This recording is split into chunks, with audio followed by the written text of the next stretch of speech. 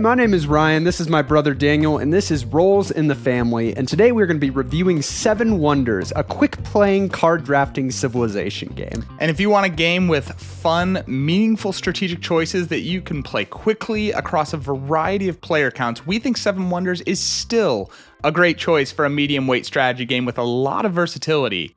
And we just want to note that pictures throughout this review are from the first edition of the game, but newer editions are functionally the same, and as always, we've got a link down in the description below if you want to check the game out for yourself, but let's jump right into the review. Seven Wonders is a card drafting civilization game that will have you selecting cards over 3 ages to build your unique wonder, invest in science and infrastructure, and war with your neighboring opponents.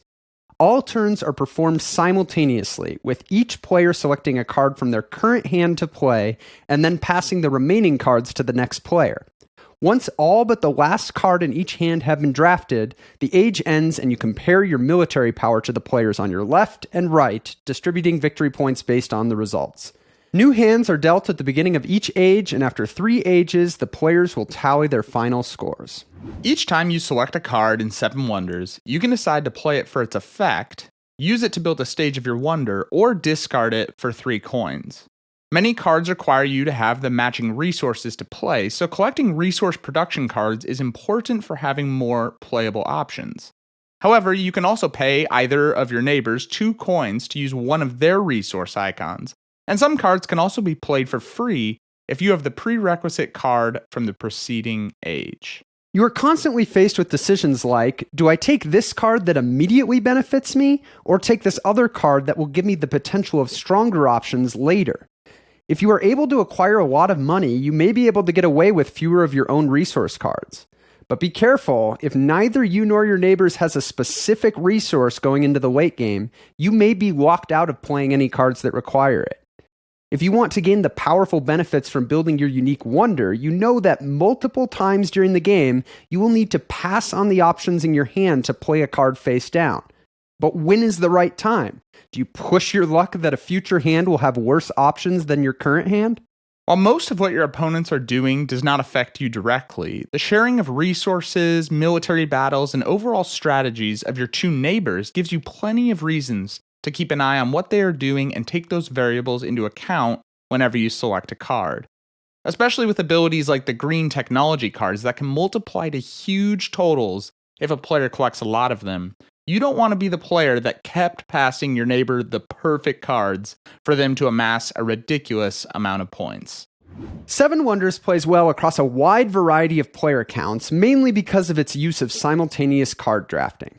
There is a 2-player variant, which we can't recommend directly, though some people seem to really enjoy it. And if you pick up the Cities expansion, it pushes the game to 8 players, which still works great. The asymmetric wonders and use of resources to build cards help to reinforce the civilization theme. But the theme definitely fades into the background as you start thinking about the card effects and which ones to keep.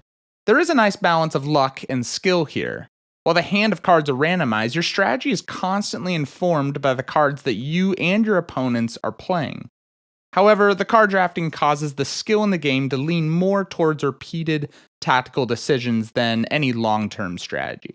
The core mechanisms don't sound particularly interactive as each player is working on their own tableau, but the strategies of others, and especially your neighbors, really has a lot of influence on how you approach your own decisions. It is a fairly easy game to set up, with the main chore being removing cards from the decks to configure them for your specific player count, but then you can just deal hands and get playing. While Seven Wonders is relatively easy to teach as far as strategy games go, we think it is trickier to teach well than it often gets credit for.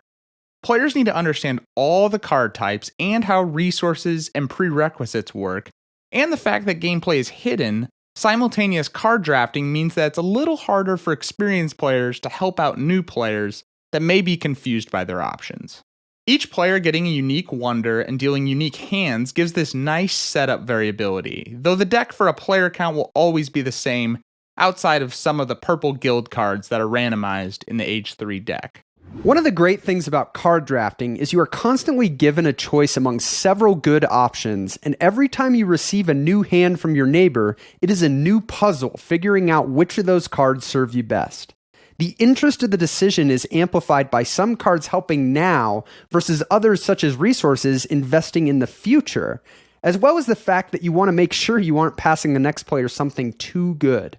The other great thing about card drafting is that turns are performed simultaneously, and you are rarely waiting long for the next interesting decision. This comes at the expense of some direct player interaction, but it is still a huge strength as it allows everyone at the table to have a satisfying strategic experience with a game length that remains short even with larger player counts. And it is really the combination of those interesting decisions and quick play time that gives Seven Wonders an outstanding ratio of depth to game length. For a larger group that is still looking for a more strategic experience, Seven Wonders gives them great bang for their buck. And the game remains interesting after many plays, largely because there's a lot of room for your strategy to play out differently. There are some extreme strategies, such as spamming blue point cards, green technologies, or dominating military battles, but there are also any number of hybrid strategies that could be victorious. If you want to play well, you really need to be willing to adapt to the cards you receive, the decisions your neighboring opponents make, and the opportunities afforded by your unique wonder. In our experience, Seven Wonders can fall into kind of a weird in-between category where it can have too much complexity for some less experienced gamers, but can also leave some gamers feeling like it isn't complex enough. As long as you have a group that falls within those bounds, they will likely have a great time. But for a game that can play all the way up to 7 players, the odds go up that at least one person in the group falls outside the target audience, and it can make it a little harder to get it to the table. And while keeping an eye on your opponent makes the tactical decisions more interesting, there are also times when you feel you have no choice but to block your opponent from an amazing card, and it can feel less fun giving up a turn to take something that may not be very good for you. And now, let's get to our personal ratings for Seven Wonders. So at the time of recording this in 2023, it is not hard to find examples of card drafting in the modern board game market. It is a very used mechanic, and for good reason. We've talked about some of the strengths of it in this review. But back when Seven Wonders came out, I think in 2010, that was not true. Seven Wonders, I feel like, was one of the first big games to introduce this as like a primary mechanism. And that's when we got into Seven Wonders. So I remember researching Seven Wonders right after it came out and getting it like months after it was released back in 2010. And so, yeah, it was such a new experience. That was definitely our first experience with card that drafting. Introduced it. Yep. Yeah, and so we've obviously, as you can tell by the play counts here, have played it a lot since then.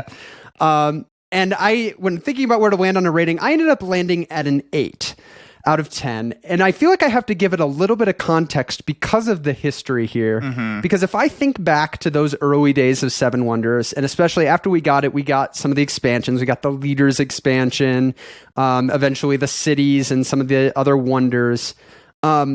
There definitely was a time where this was like a 9 out of 10 game for me. Yeah. And I think over time it probably turned into like an 8.5 for me. And here I am 90 plus plays later, and I feel like it's probably an 8. And I say that only to say, like, that's pretty good, right? Like how many plays, it took that long for it to kind of come down a little bit for me. And I think it's just from playing it a lot. But still, I had the opportunity to play it recently for the first time in a while. And I was just like, it's just a good time. So and good. Especially that for the length that you're playing, right? Like you're just getting a lot out of not a huge investment. We were able to play with a pretty big group. I think I was playing with 7 people.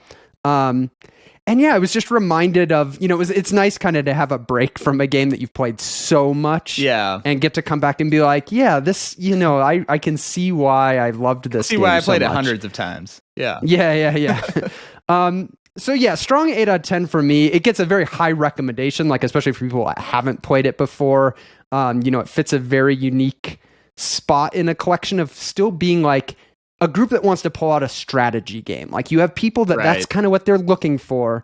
But once you hit 6 people, 7 people, the options just plummet. Like as far as what kind of games can play well in that niche. And I think Seven Wonders is still a great option there.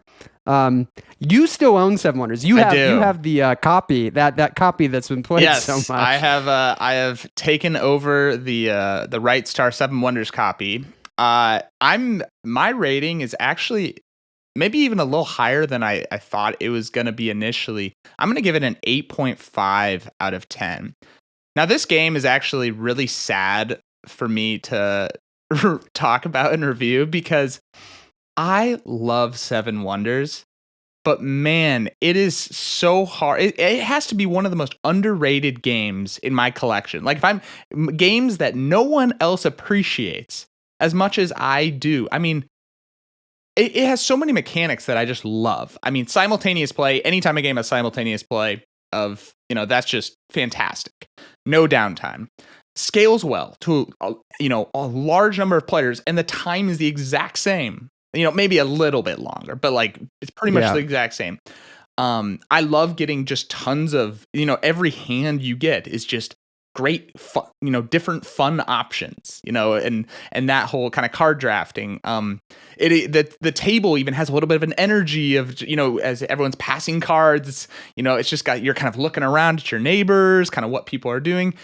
I love just so much of what Seven Wonders brings, but what's been, I guess, so frustrating is we've played it a ton of times, and is the game does, and we mentioned this, in the review, that it falls into this weird spot of like, it's too complex for just like the, very base level person who hasn't really played any games. Because there is, you got to learn kind of the iconography, the different cards and all that stuff. Like, it's not the easiest game in the world to teach. It's not super bad, but there is definitely some strategic depth there.